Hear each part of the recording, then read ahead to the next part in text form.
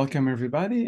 Today is October 20th, 2023. My name is Paolo Cassano. Welcome to the MGH Brain PBM clinic rounds. It is my great pleasure today to introduce Dr. Katayun Montazzeri, who is a physician researcher at the ENT and Head and Neck Research Center, the Five Senses Health Institute, School of Medicine at the Iran University of Medical Sciences, Tehran.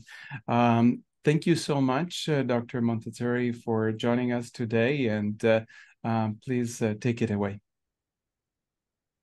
Okay. Hello, everyone. I'm going to start my presentation for you. And let's share my...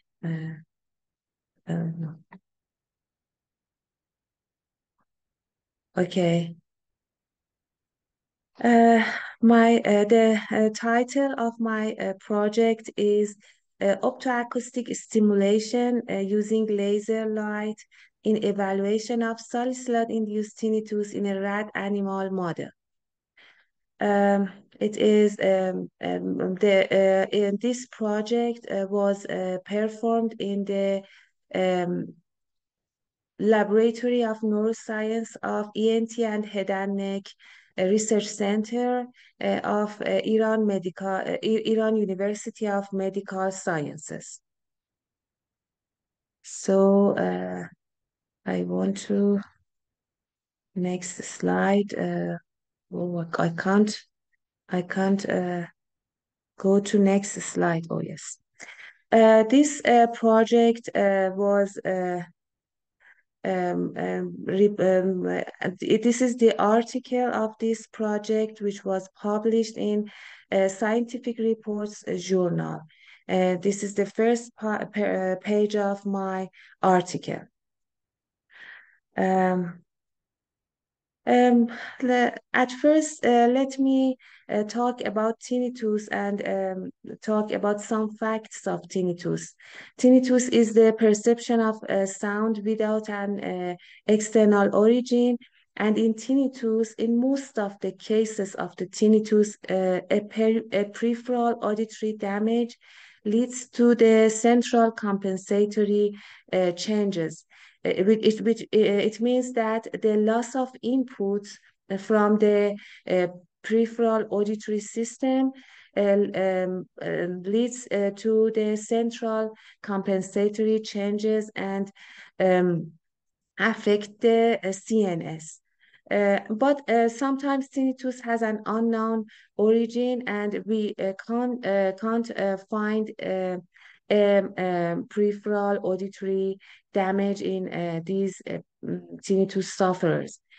The very important point about tinnitus is its prevalence. It is a very high prevalence disorder. 14% of the world's population has experienced it, and 2% of which suffer from the severe form, which highly interfere with normal life and can induce many complications. For example, insomnia, mood disorders like anxiety and depression and lack of concentration, aggression, absenteeism, and also suicide attempts are the complications of severe tinnitus. Oh. There are two main problems in tinnitus. The first is the lack of an objective tool in evaluation of tinnitus. It means that we have to rely on personal reports in evaluation of tinnitus. The main tools of evaluation in tinnitus are the questionnaires, and they aren't accurate. You see that the questionnaires aren't accurate, and they are subjective tools. So we need an objective evaluating tool for assessment of tinnitus. And the second problem is the lack of an accepted effective therapeutic intervention or medication for tinnitus. Tinnitus doesn't have any treatment, unfortunately. And in the first part of my project, which is an animal study, I used optoacoustic stimulation in objective evaluation of tinnitus. And this, in the second part, I used photobiomodulation therapy in modulation of harmful plasticity in tinnitus and management of tinnitus. And now I want to present the first part of my project. The tool that we use, the objective tool that we used for assessment of tinnitus was the auditory brainstem response test, or ABR test. In this test that you can see the picture of it in the bottom of the page, an acoustic stimulation is play for the anesthetized animal, and the surface electrodes on the skull, placed on the skull, recorded these the evoked potentials, the auditory evoked potentials, and the electrophysiology device recorded these auditory evoked potentials, and we can see about 5 to 6 consecutive positive peak waves in response to this acoustic stimulus. The ABR test shows the neural activity from the distal part of the auditory nerve to the brainstem, the inferior colliculus of the brainstem. And many researchers tried to use ABR tests in evaluation of tinnitus, and but there weren't any consistent findings. It means that there was inhomogeneity in the outcomes, and so the ABR test isn't widely used for evaluation of tinnitus.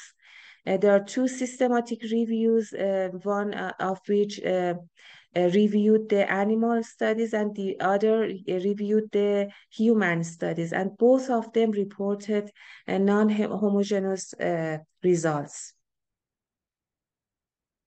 Amazingly, we can evoke the auditory potentials by using light photons. It means that laser light can evoke the auditory potential, which called optoacoustic stimulation. It means optoacoustic stimulation is the elicitation of auditory evoked potentials by light photons.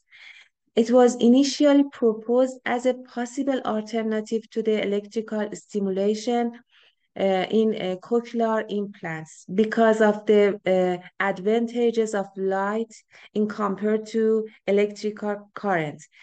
Because light has a higher spatial resolution and oh, I'm sorry, a higher spatial resolution of light, and it doesn't produce any artifacts, and also it doesn't require direct contact with tissue. There are many studies that use laser light for evoking auditory potentials, and all of them were successful. The mechanism, there are 2 proposed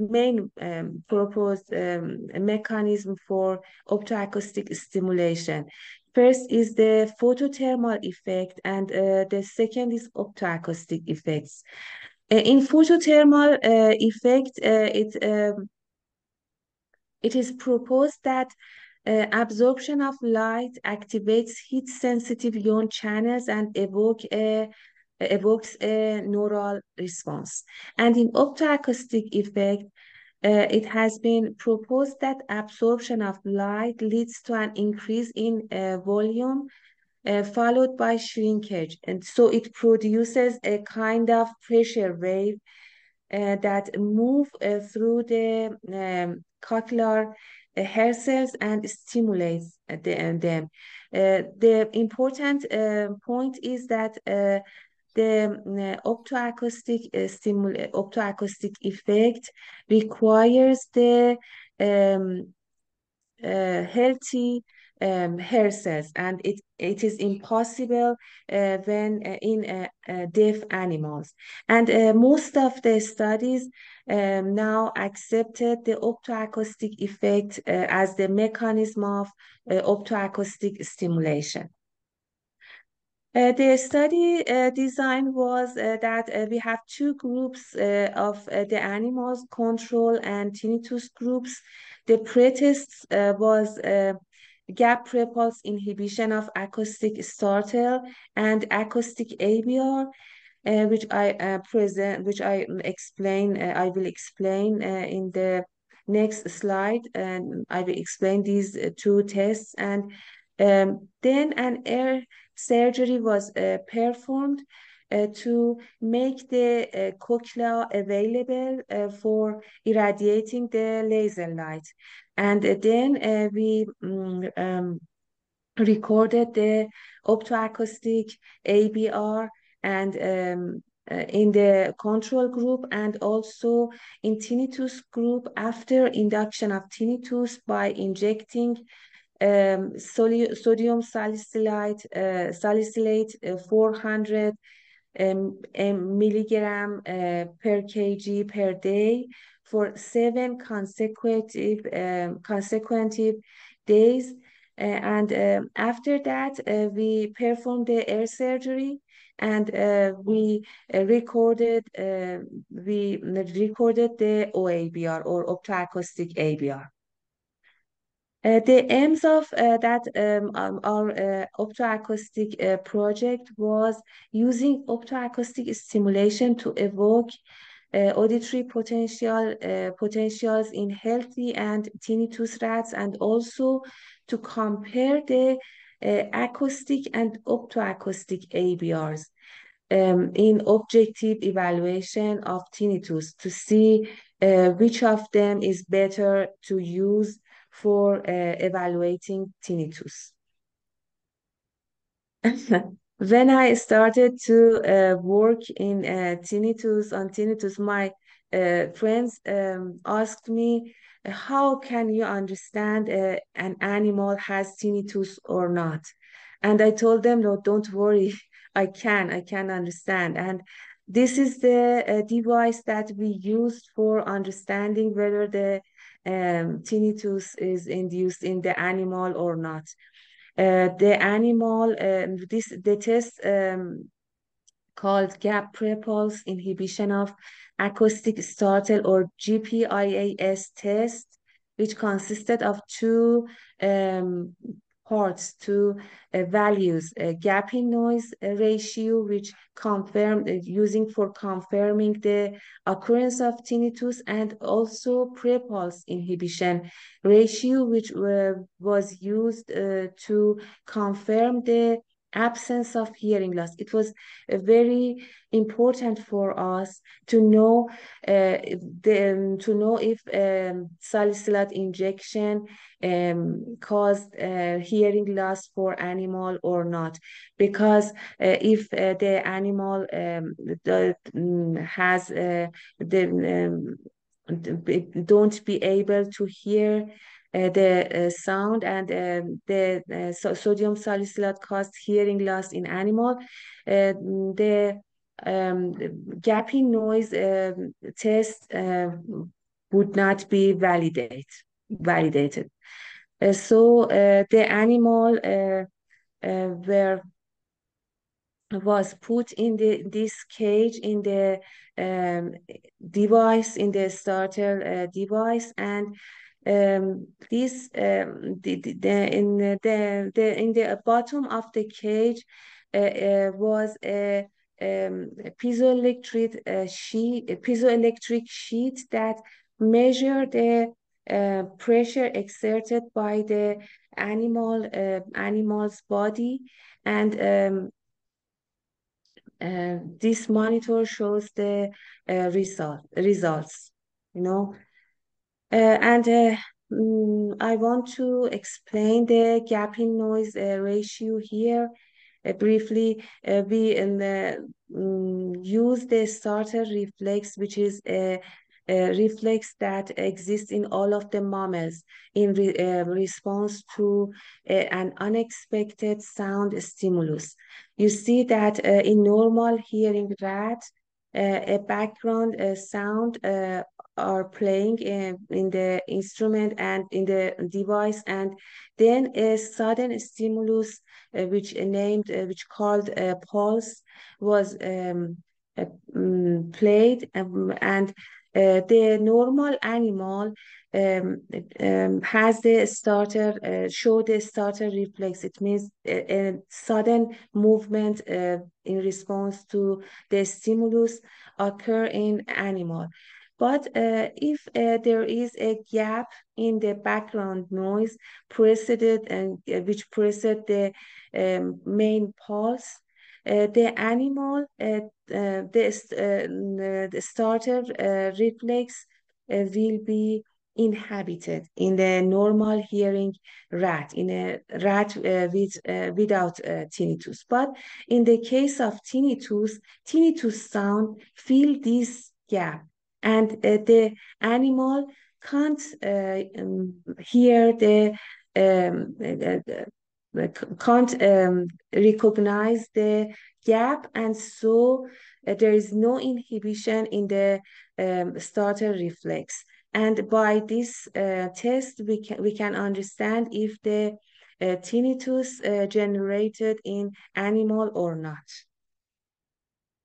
This is the pre-pulse inhibition or PPI test that in this test, a pre-pulse, which is a low intensity sound, played or preset the pulse. Played before the pulse, and a normal hearing rat can recognize this pre-pulse, and its starter reflex will be inhibited. So we understand that this animal has a normal hearing level.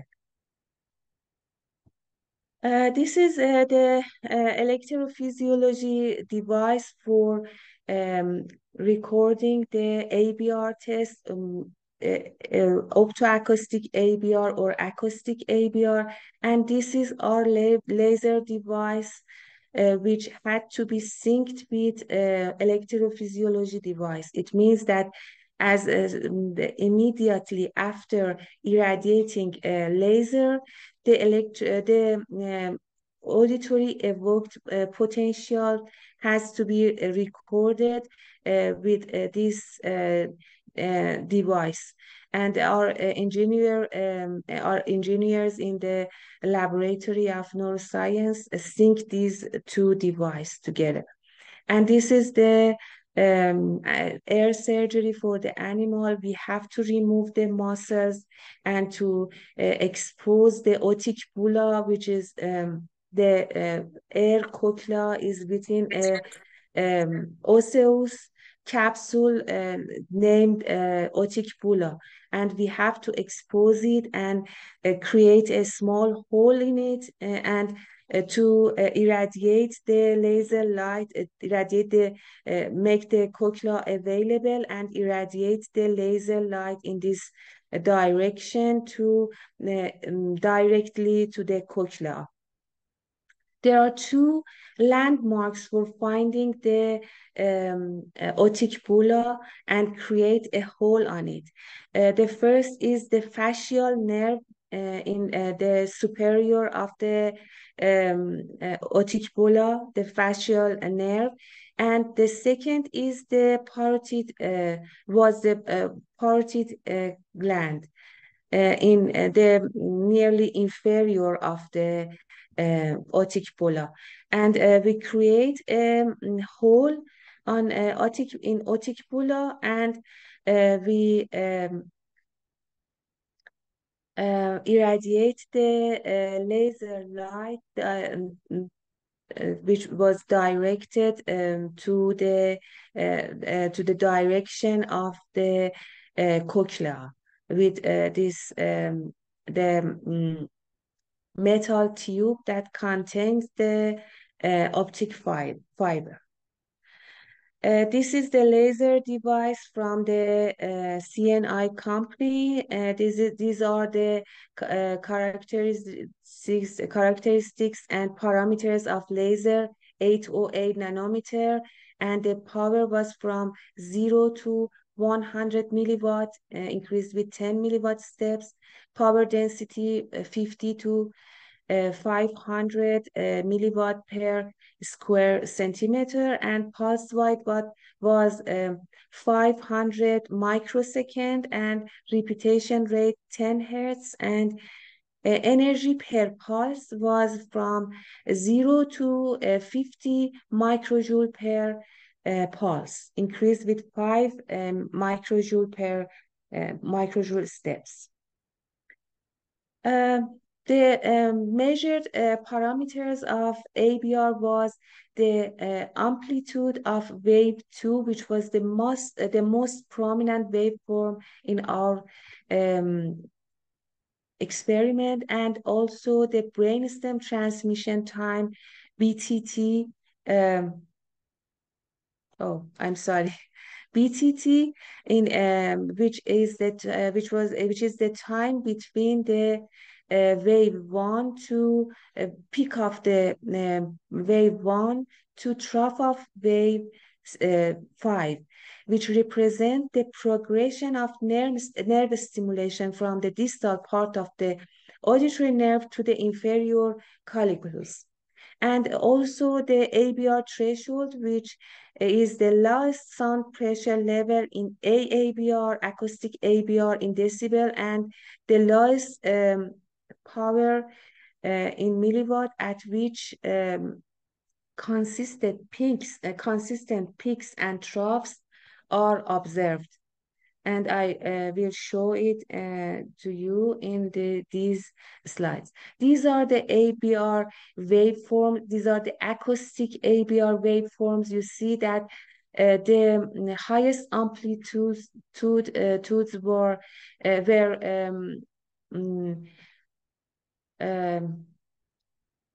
in the 90 decibel SPL, were created in 90 decibel SPL. And this is the wave 1, this is the wave 2, this is the wave 3, and 4 and 5 aren't very remarkable. But you know that this is important, that the blue line is the grand average of the waveforms. This is the control group, and this is the tinnitus group. You can see that here in 20 decibel, there are consistent peaks, but here in tinnitus, we can recognize the consistent peaks, I think, until 50 decibel. So tinnitus caused increase in threshold. This is the optoacoustic. These waveforms are created by laser light. This is the optoacoustic stimulation. You can see that the most prominent waveforms are created in 70 milliwatt, and you can see that this is the wave 1, wave 2, wave 3, wave 4, and wave 5. And also the threshold is increased due to tinnitus. You can see that here in 10 milliwatt, we have the consistent waveforms, but peaks and troughs. But here in, I think, about 40 milliwatt, we have the initial waveforms. So as I told you, the optimal waveforms were created in 90 decibel of AABR and 70 milliwatt in OABR. So we have this picture here to investigate the optimal waveforms. You can see the wave 1, 2, 3, 4, 5 of ABR, and um, there wasn't very significant difference between the AABR and in tinnitus and control groups after induction of tinnitus. But in OABR, you can see that the amplitude of wave wave 2 was decreased after induction of tinnitus. And there are higher amplitude of waveforms in OABR. This is the graphs that I get it from a Prism software. This is the amplitude of wave 2. You can see that between the control group of AABR and control group of OABR, there is a significant difference. But there isn't a significant difference before and after tinnitus induction in tinnitus and control group. But in OABR, you can see the significant difference between the amplitude of wave 2 in OABR control group and tinnitus group. So we can use the amplitude of wave 2 of OABR in objective evaluating of tinnitus. From this graph bars show the brainstem transmission time. You can see that the brainstem or the BTT is shorter in OABR group, and there is a significant difference between the ABR control group and AABR OABR control group BTTs because it seems that laser light transmit faster than the acoustic stimulation, you know. And this is the AABR and also this is OABR threshold, and you can see a significant increasing in ABR thresholds in both groups of AABR and OABR after induction of tinnitus.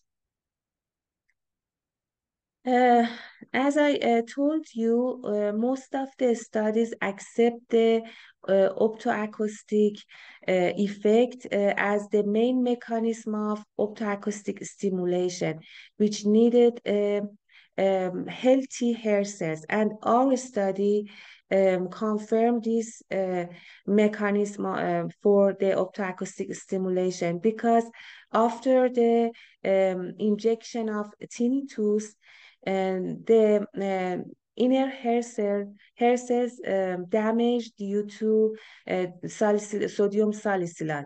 So the amplitude of wave 2 decreased, and it means that this process needs for healthy hair cells to transmit the optoacoustic stimulation. So our study confirms optoacoustic effects as a main mechanism of optoacoustic stimulation. The highlights of my study were that at first the acoustic and optoacoustic stimulation were used in objective assessment of tinnitus, and in both of them, the wave 2, the amplitude of wave 2 was the highest amplitude in both of them, AABR and OABR. And we have a significant increase in AABR and OABR thresholds in tinnitus, which can be a marker of tinnitus, and we can use it for evaluating tinnitus. And Of course, OABR generated by laser light produced more prominent waveforms and shorter brainstem transmission time. And there was a significant reduction of wave to amplitude in OABR in tinnitus. In conclusion, optoacoustic ABR has an advantage over acoustic ABR in producing more prominent waveforms, shorter BTT, and more changes in tinnitus. Thank you for your attention, and now I'm ready to answer your questions. But you know that English is not my first language, and maybe I have some problems in understanding fast spoken English.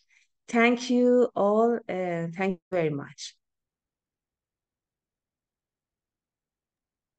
Thank you so much. This is very interesting. I wonder about how things are going to progress with the treatment phase. I think you were alluding to a second phase. Maybe you can tell us more Yes. about your plans for the treatment phase. What do you expect, or yeah, what's your methodology will be for that aspect?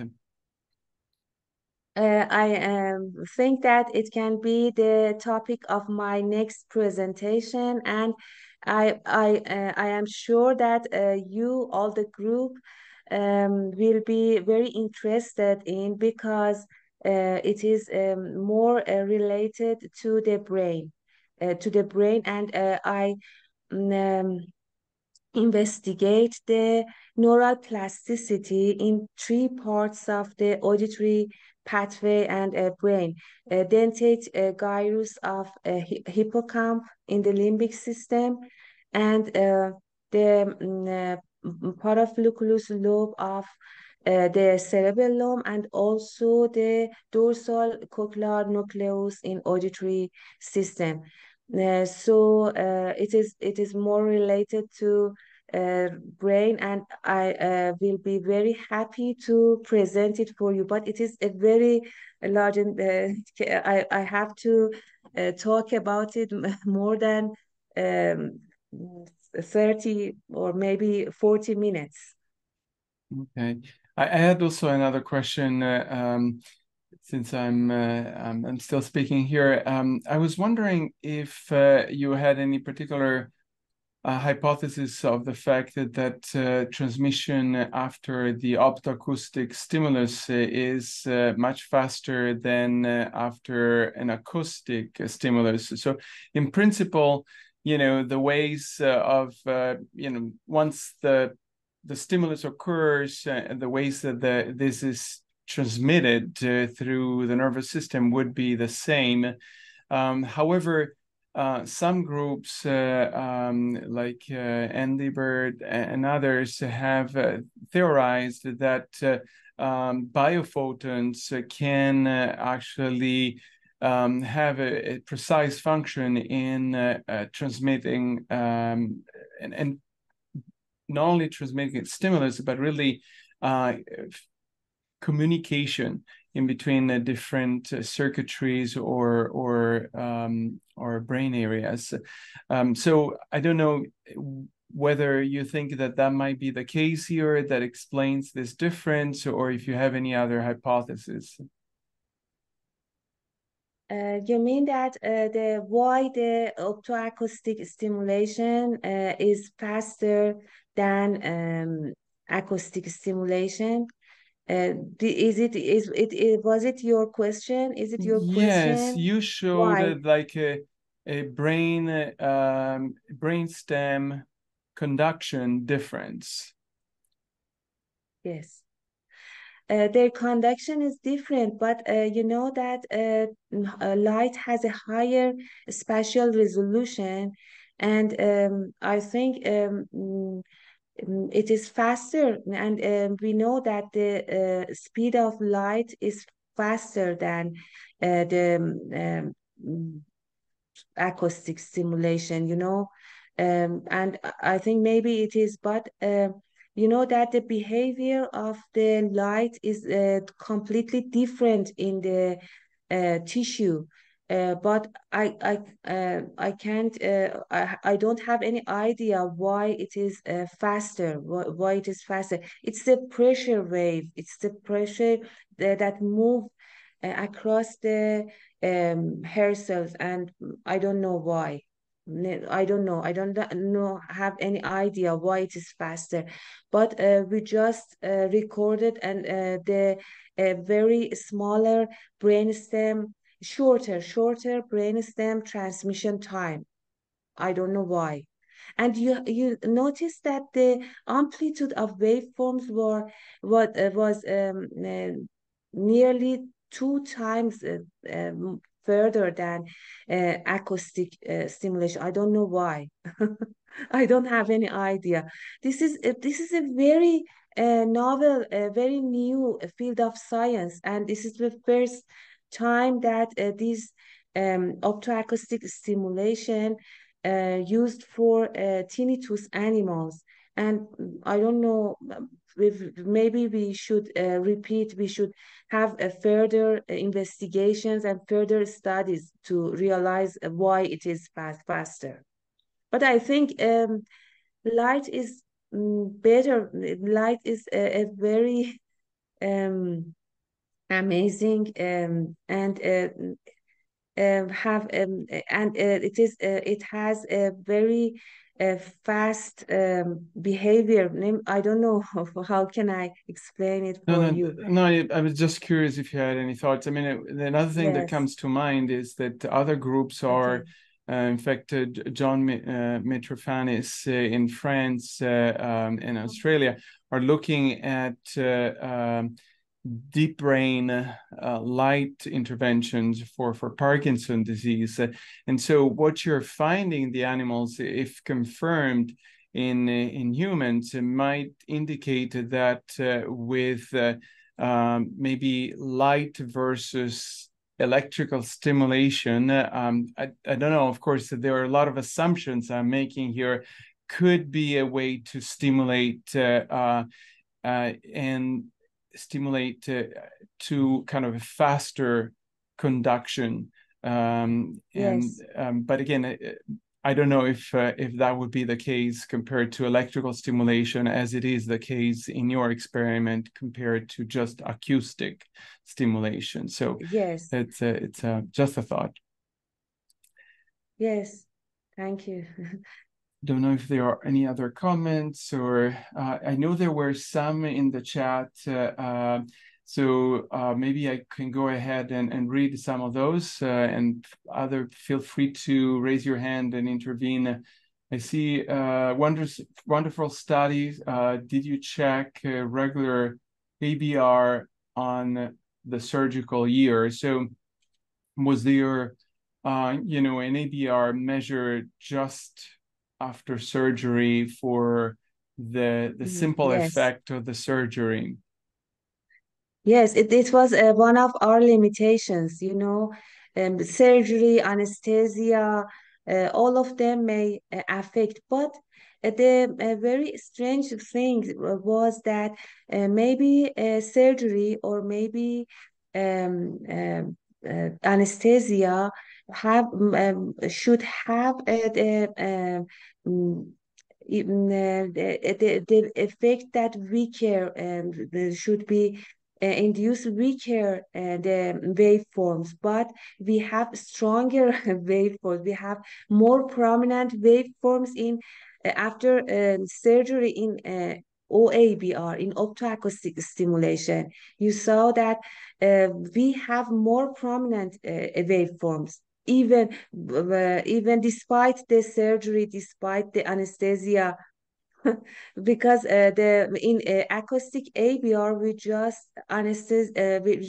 have perform anesthesia for the animal, and we afterward recorded the ABR, acoustic ABR. But in OABR, we had a deeper anesthesia for surgery, and also we had a trauma. We had the trauma of surgery, the damage of surgery, but we have a stronger and more prominent waveforms. It was very strange, but it is the surgery is one of our limitations. And I think if somebody, because I want to um, do the human phase of my research, and I am a clinical person.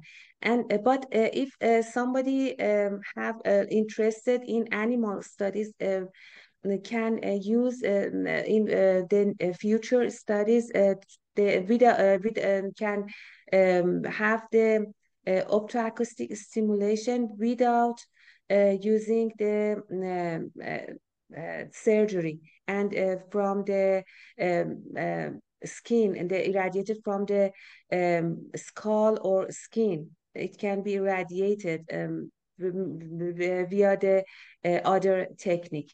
But I accept that performing the surgery for the animals is one of our limitations.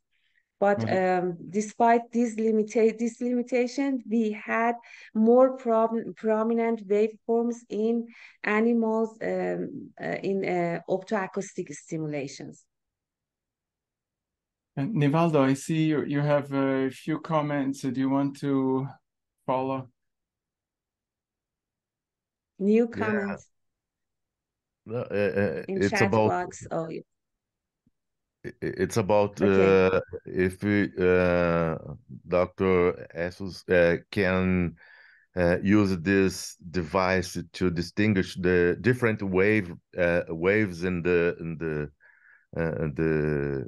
signal acquisition uh, during the passage of pathway in the brainstem. Do you want to? Okay.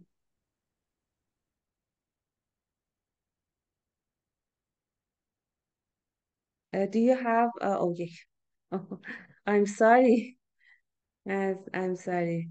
Do you want to see the waveforms shape? Yes. Okay. Uh,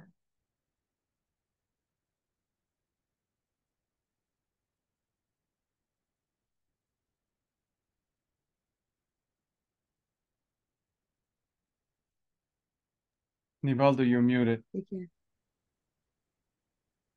Oh, I'm sorry. Do you have a? Do you have? Do you have the picture? Do you have the picture of Yes, my we see your screen. Uh-huh. waveforms? Yes. These are AABR, the AABR waveforms, and these are OABR, optoacoustic ABRs. You see that more prominent waveforms here, and And more it's changes in possible tinnitus. it's possible Yes. to use these waves to distinguish the different the steps of in brainstem pathway. No, no. In different. No, no. We just recorded the auditory evoked potentials. I don't know Yes. what do you mean. Were those recorded on the surface of the skull of the, so there's really no specificity about the region, Pathway. All right. yes, and No, it's we just a have broad we measure. used okay. We used MATLAB offline, MATLAB software offline um for mm, choosing the ABR, the auditory evoked potentials Mhm.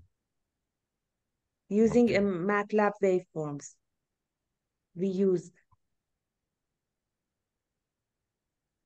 And we can use this as a diagnosis, right?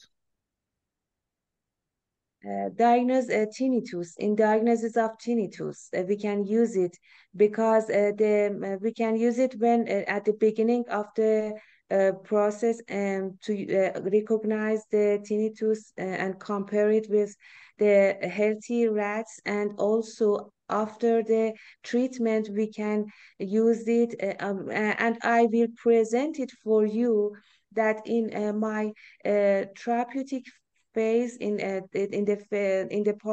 therapeutic part, I use photobiomodulation therapy in the tinnitus rats, and but we can't use the optoacoustic stimulation. We just use acoustic ABR, and the threshold um, come back to the normal level after treatment. I will show it for you that the shape of the waveforms were was returned to the normal level, and the also the harmful plasticity after the photobiomodulation therapy PBMT returned to the normal level in dentate gyrus of hippocampus. Perfect. So we concluded that the photobiomodulation was effective in treatment of tinnitus. Yes. Thanks. Yes, I will show you in my next presentation. Out of curiosity, how was the light Thank delivered you. for the treatment? Was it delivered through the ear canal or was it Oh, delivered? this is the very important part of my project because I told you that tinnitus induce some compensatory changes in central nervous system, and all of the studies that use laser light for treatment of tinnitus just irradiate the part of air and its surrounding, and they ignored to treat the central compensatory changes. The difference of my study is that it is an animal study because there's just one animal study, and I am and in that animal study they irradiate the air canal, so the central compensatory changes were ignored. And in my study, I irradiate the both of them, the brain and also the external auditory canal. And I think that the cause of the effectiveness of the treatment was that I consider the CNS, and I irradiated to CNS beside to the external auditory canal. So it was both transcranial and Yes, transauricular. transcranial. Yes, yes, yes. And did you compare transcranial plus transauricular to transauricular alone? Do you know if could you find that the addition of the treatment to the compensatory regions was in fact adding value to just the Yes. transauricular? I think so, but I think that the further study had to be performed in this issue, because in the future study we can have three groups: a group of a group which irradiate the irradiation of only to external auditory canal, and the group that was irradiated to the brain, and the group that irradiated to both of them, and we can compare it in the future study. But in my study, I just have three groups: a group of control, a group of tinnitus, and a group of treatment. And the treatment consisted of irradiate 10 minutes to each external auditory canal, left and right external auditory canals, and also to the brain, 10 minutes to the brain, to the whole brain. And I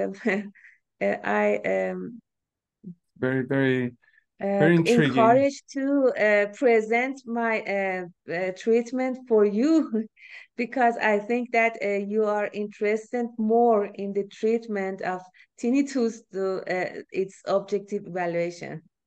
Very interesting. There's actually a question here I see from Anne and Brian. Do you think that the optoacoustic involves opsins in the hair cells? There is I found one study that used optoacoustic stimulation in three kinds of transgenic mice, if I remember. And one of them did and compare the deaf animals with the healthy animals.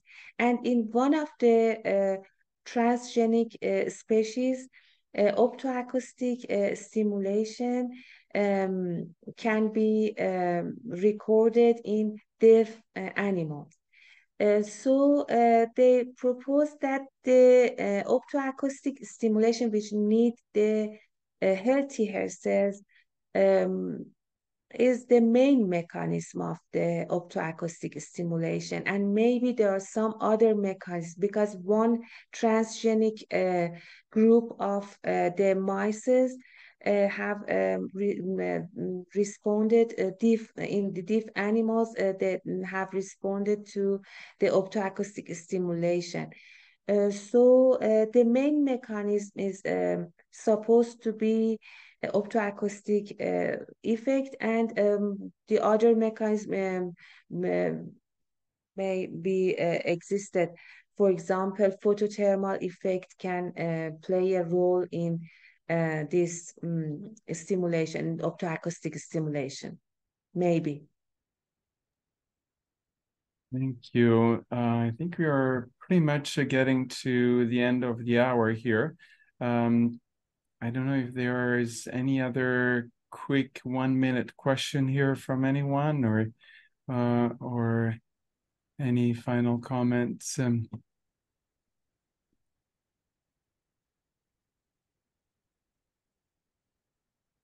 All righty. Well then, thank you so much for coming today. And this is really intriguing. And it ended up being also a treatment presentation. So it was, Okay. and I was I think, blown away yes.